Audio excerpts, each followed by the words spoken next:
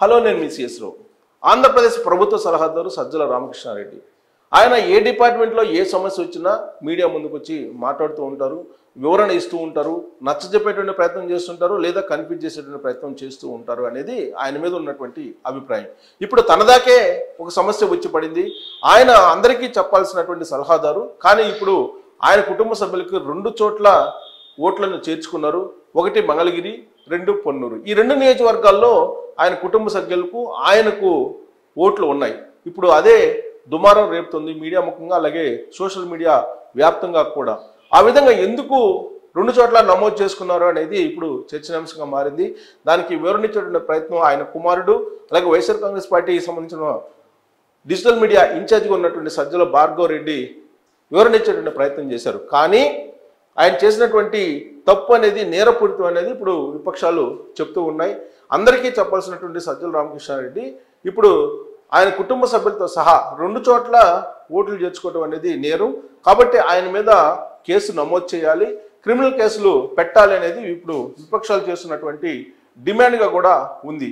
తరచూ కూడా వివాదాల్లోకి ఈ మధ్యకాలంలో వస్తూ ఉన్నారు సజ్జల రామకృష్ణారెడ్డి. అసలు ఎందుకు ఈయనకి తెలిసి జరిగిందా, తెలియ జరిగిందా ఈ తప్పు, దీనికి పరిష్కారం ఏంటి అనే దాని మీద విశ్లేషణ తీసుకునే ప్రయత్నం చేద్దాం. ప్రస్తుతం సామాజిక ఆర్థిక విశ్లేషకులు ప్రస్తుతం వరప్రసాద్ గారు ఫోన్ లైన్లో ఉన్నారు. నమస్తే అండి వరప్రసాద్ గారు. నమస్తే అండి సుబ్బారావు గారు. సార్ నమస్తే. సో సజ్జల రామకృష్ణారెడ్డి గారు అని అంటే అందరికీ తెలుసు.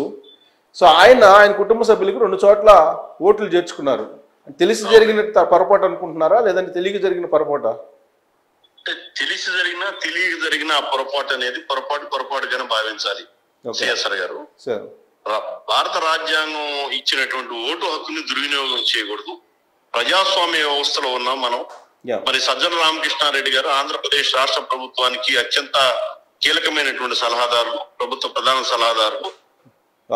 ఆయన కీలకంగా ఉన్నటువంటి వ్యక్తి ఓటు హక్కు విషయంలో ఒకవైపు ప్రతిపక్షాల మీద విమర్శలు చేస్తున్నటువంటి నేపథ్యంలో తనకు సంబంధించినటువంటి ఓటు హక్కు కానీ, తన కుటుంబ సభ్యులకు సంబంధించిన ఓటు హక్కు కానీ 2 ప్రాంతాల్లో కలిగి ఉన్నప్పుడు తక్షణమే తన ఓటుని తెలంగాణ ప్రాంతంలోనూ ఆంధ్ర ప్రాంతంలో ఎక్కడో చోట తొలగించుకోవాల్సినటువంటి నైతికమైనటువంటి బాధ్యత ఆయన మీద ఉంది.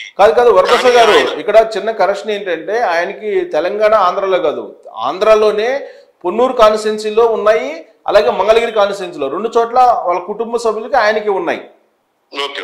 అది ఇప్పుడు ఒకే ఆంధ్రప్రదేశ్లోనే 2 చోట్ల ఉన్నాయి. అది పెద్ద ఇష్యూ అయింది. ఇప్పుడు 2 ప్రాంతాల్లో ఉండడం అనేది చాలా మందికి ఉన్నాయి.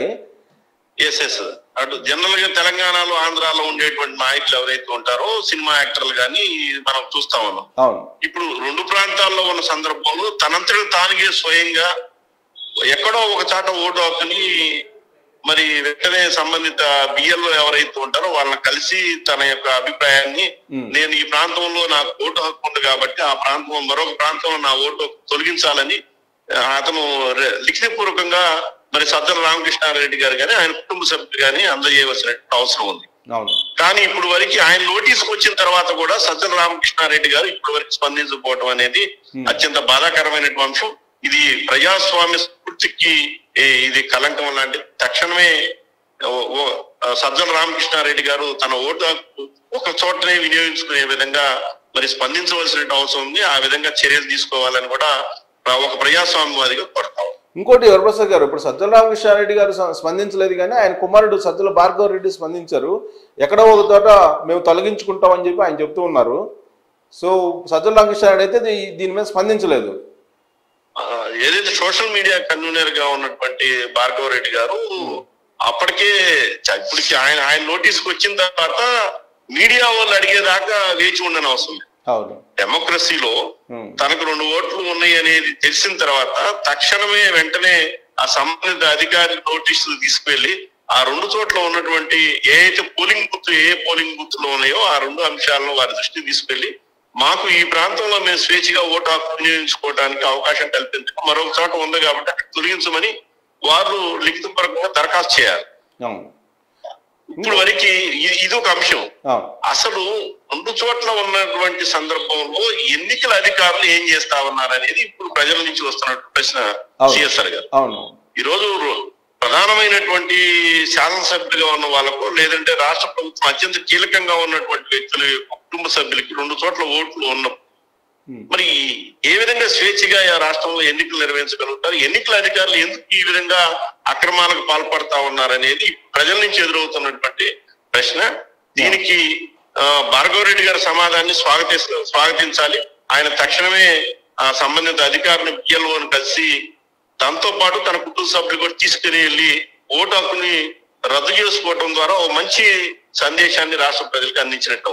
ఒకటేందంటే ఇప్పుడు ఇంత జరిగిన తర్వాత రద్దు చేసుకుంటారు, రద్దు చేసుకోరని కాదు కానీ ఖచ్చితంగా రద్దు చేసుకునే అవకాశం ఉంది. కానీ ఇక్కడ టెక్నికల్ గా చూస్తే కనుక ఓటు హక్కు కావాలంటే కనుక ఖచ్చితంగా ఆధార్ లింక్అప్ అయి ఉంది. ఇప్పుడు ఆధార్ లింక్అప్ అవుతుందంటే సంబంధిత అధికారి ఎవరైతే ఉన్నారో ఆ మండల రెవెన్యూ అధికారిని ఇన్ఫ్లుయెన్స్ చేసి ఓటు హక్కు పొంది ఉంటారనేది అక్కడ ఉన్నటువంటి వాళ్ళకి తెలిసి జరిగినా లేదంటే తెలియక జరిగినా లేదంటే ఆ ప్రాంత ప్రజాప్రతినిధి ఎవరు ఒత్తిడి చేయకుండా ఓటు హక్కు అనేది రావడం అనేది అసాధ్యమే. ఇప్పుడు మనకు ఉన్నటువంటి ఓటు హక్కును ఒకసారి తీసేస్తే మళ్ళా కొత్తగా ఓటు హక్కు తెచ్చుకోవాలంటే సిఎస్ఆర్ గారు అది అక్కడ ఉన్నటువంటి బిఎల్ఓని కలవాలా, దరఖాస్తు ఇవ్వాలా, మళ్ళా దానికి సంబంధించినటువంటి పరిస్థితి ఎట్లా ఉంది అనేది మళ్ళా అక్కడి నుంచి మనం ఆ సంబంధిత అధికారి దగ్గర మనం సమాచారం తెలుసుకోవాలా. ప్రసారం ఉంటుంది. కానీ ఈరోజు రాష్ట్ర ప్రభుత్వంలో కీలకంగా ఉన్నటువంటి వ్యక్తి సజ్జల రామకృష్ణారెడ్డి గారు వారికి రెండు చోట్ల ఓటు హక్కు కలిగి ఉండటం అనేది మరి ఈ రోజు రాష్ట్ర రాజకీయాల్లో ఆయన విమర్శలు ఎదుర్కోవాల్సినటువంటి పరిస్థితి ఉంది.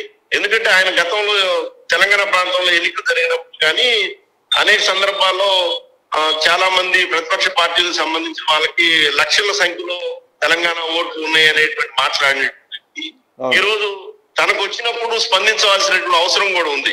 ఇది ఏ విధంగా జరిగిందనే దాని మీద తనంతట తానుగా ఈ రోజు రాష్ట్ర ప్రభుత్వం కీలకంగా ఉన్నారు కాబట్టి అతనే విచారణ ఎదుర్కోవాల్సిన పరిస్థితి ఏర్పడింది. కాబట్టి ఎవరైతే ఈ యొక్క తప్పు పాల్పడ్డారో సంబంధిత అధికారి మీద ఆ యొక్క జిల్లా కలెక్టర్ గా ఉన్నటువంటి ఎన్నికల అధికారి తక్షణమే చర్యలు తీసుకోవాల్సిన అవసరం ఉంది. ఒకటే టెక్నికల్ గా ఇక్కడ ఆధార్ కార్డు లింక్ అప్ అయి ఉంటాయి కాబట్టి ఖచ్చితంగా ఇది ఇన్ఫ్లుయెన్స్ చేసి చేర్చుకున్నట్టు ఓట్లుగానే భావించాలి. ఆధార్లోనే పైగా ఒకే మీరు చెప్పిన మాట వాస్తవం. ఎక్కడైతే తనంతట తానుగా ఇన్ఫ్లుయెన్స్ చేయకపోయినా, తనంతట తానుగా సజ్జల రామకృష్ణారెడ్డి ఇన్ఫ్లుయెన్స్ చేయకపోయినా ఆ సంబంధిత నియోజకవర్గానికి చెందినటువంటి శాసనసభ్యులు ఇన్ఫ్లుయెన్స్ తోనే ఇది జరిగి ఉంటుంది. ముమ్మాటికి అది వాస్తవం. ఆ శాసనసభ్యులు లేకపోతే కనీసం ఆ ప్రాంతానికి చెందినటువంటి కీలకంగా రాజకీయాన్ని నడిపేటువంటి వైఎస్ఆర్సీపీకి చెందినటువంటి పార్టీ వ్యక్తి దాన్ని చేర్చి ఉంటారు. ఆ సందర్భంలో మరి భార్గవరెడ్డి సరే సజ్జల రామకృష్ణారెడ్డి గారు ఓటు చేర్చారంటే ప్రతిపక్షాలు లేదు స్పెల్లింగ్ కరెక్షన్ అదో ఇదో చెప్పి ప్రతిపక్షాల మీద నెట్టచ్చు. మొత్తం కుటుంబం సజ్జల భార్గవరెడ్డి గారి ఓటు కూడా అదే గురింపు కలిగి ఉందంటే అది ఉద్దేశపూర్వకంగా జరిగినటువంటిది కాదు, యాదృచ్ఛికంగా ఏదో జరిగింది సంఘటన కాదు. ఇది ఇన్ఫ్లుయెన్స్డ్ గా జరిగినటువంటి ఓటు. కాబట్టి సంబంధిత అధికారి ఎవరైతే ఉన్నారో వాళ్ళ మీద చట్టపరంగా చర్యలు తీసుకోవాల్సిన అవసరం ఉంది. తద్వారానే ప్రజాస్వామ్యానికి నిజమైనటువంటి అర్థం ఏర్పడుతుంది. దానికి సరైనటువంటి భాష్యం చెప్పిన వాళ్ళు అవుతారు. రాజకీయాల్లో ఉండేటువంటి వ్యక్తులు అటువంటి నిబద్ధతతో కూడా కలిగి ఉండాల్సినటువంటి అవసరం ఉంది. సో రాష్ట్ర ప్రభుత్వం రాష్ట్రంలో ఏపీ రాష్ట్రంలో ప్రత్యేకించి దొంగ ఓట్ల వ్యవహారం అనేది చాలా కాలంగా వినిపిస్తూ ఉంది.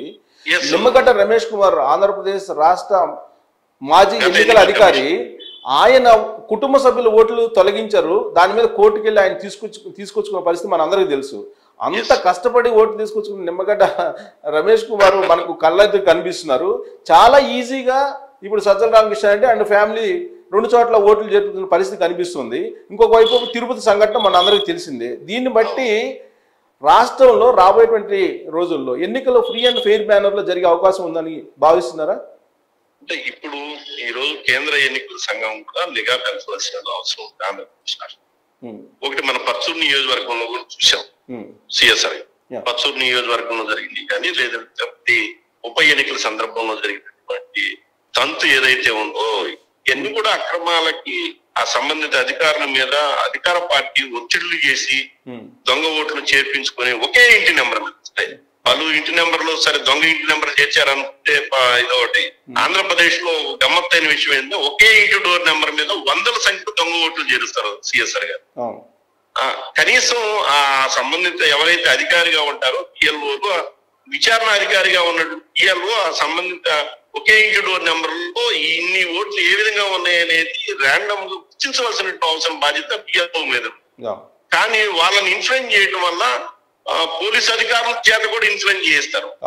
రాజకీయ నాయకులే ఇన్ఫ్లుయెన్స్ చేయడం కాకుండా పోలీసు అధికారుల చేత కూడా బిఎల్ఓని ఈ రోజు ఇన్ఫ్లుయెన్స్ చేయించి దొంగ ఓట్లు చేసుకునే ప్రక్రియ ఉన్నది కాబట్టి ఆంధ్రప్రదేశ్ రాష్ట్రంలో స్వేచ్ఛగా పౌర సమాజం ఓటు హక్కు వినియోగించుకునే విధంగా చర్యలు తీసుకోవాల్సినటువంటి బాధ్యత ఈ రోజు కేంద్ర ఎన్నికల సంఘం మీద ఉంది. ఆ విధంగా నిర్వహించవలసినటువంటి బాధ్యత ఎవరైతే ఈ కేంద్ర ఎన్నికల సంఘం, రాష్ట్ర ఎన్నికల సంఘం అధికారులు కట్టుదిట్టమైనటువంటి చర్యలు తీసుకోవాలా. ఫ్రీ పోలింగ్ జరిగినప్పుడే ప్రజాస్వామ్య వ్యవస్థ బలపడుతుంది. ఈ ప్రజల యొక్క ఆకాంక్షలు అనేవి నేను నెరవేరుతాయి అనేది నాకున్నటువంటి అభిప్రాయం. ఒకటేంటంటే ఈ సంఘటన ద్వారా దొంగ ఓట్లు చేర్పించింది ఖచ్చితంగా వైఎస్ఆర్ కాంగ్రెస్ పార్టీ అని నమ్మకం కలిగేలా కనిపిస్తుందా ఇది? ఎందుకంటే ఎన్నికల కమిషన్ కి తెలుగుదేశం పార్టీ సిఎస్ఆర్ గారు మనం చూస్తున్నటువంటి అనేక సంఘటనలు చూస్తే రాష్ట్ర ప్రభుత్వంలో ఉన్నటువంటి అధికార పార్టీ ఒత్తిడి చేసి దొంగ ఓట్లను చేరుస్తా ఉంది. ప్రతిపక్షాలు గగ్గోలు పెడతా ఉన్నాయి. మాకు సంబంధించినటువంటి ఓట్లు తొలగిస్తా ఉన్నారు.